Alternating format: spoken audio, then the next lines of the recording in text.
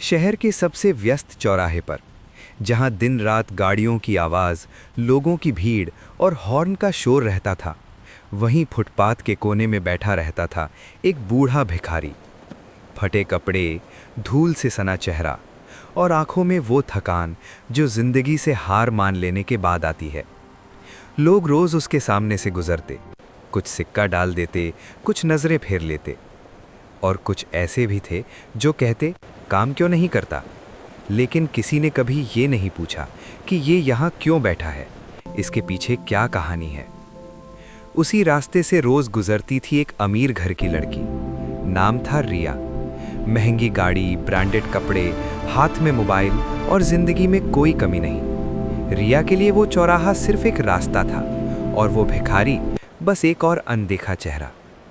एक दिन मौसम बदला, आसमान में काले बादल छा गए, तेज बारिश शुरू हो गई। लोग भाग रहे थे, कोई छाता खोल रहा था, कोई दुकान के नीचे खड़ा हो रहा था। रिया अपनी गाड़ी से उतरी, फोन पर बात करते हुए तेजी से सड़क पार कर रही थी। उसे नहीं दिखा कि सामने से एक बाइक बहुत तेज आ रही है। लोगों ने देखा, कुछ चिल्लाए, लेकिन कोई आगे नहीं बढ़ा। और तभी वो भिखारी, जो अभी तक भीगता हुआ फुटपाथ पर बैठा था, अचानक उठकर दौड़ा। न अपनी जान की परवाह, न दर्द की चिंता। उसने रिया को जोर से धक्का दिया और खुद बाइक की टक्कर का शिकार हो गया। एक तेज आवाज, लोगों की चीखें, और वो जमीन पर गिर पड़ा। रिया जमीन पर बैठी कांप रही थी, उसके हाथ कांप रहे थे, आंखों से आंसू बह रहे थे। वो उस भिखारी के पास दौड़ी। आप ठीक तो हैं? उसने रोते हुए पूछा। भिखारी की सांसें तेज थीं, शरीर कांप रहा था, लेकिन चेहरे पर हल्की सी मुस्कान थी। उसने धीमे से कहा, बेटी, भगवान का शुक्र है तू बच गई। रिया फूट फूट कर रोने लगी। लोग इकट्ठा हो गए, किसी ने एम्बुलेंस बुलाई। अस्पताल में डॉक्टरों ने कहा, हड्डी में फ्रैक्चर है, काफी खून बह चुका है। रिया अस्पताल के बाहर बैठी।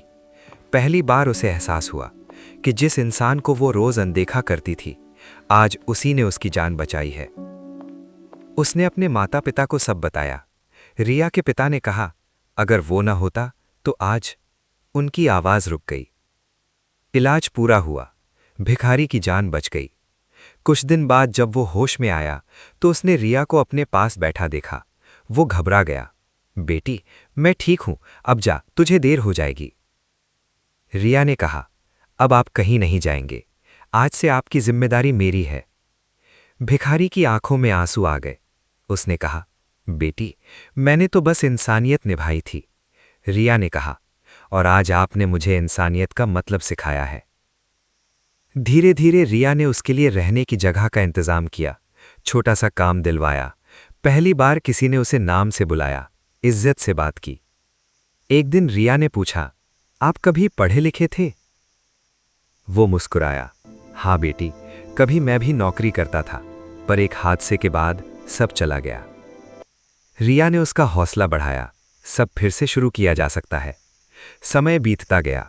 वो भिखारी अब साफ कपड़ों में काम पर जाता, लोगों से नजर मिलाकर बात करता और हर दिन भगवान को धन्यवाद देता कि उसने उस दिन हिम्मत दी थी।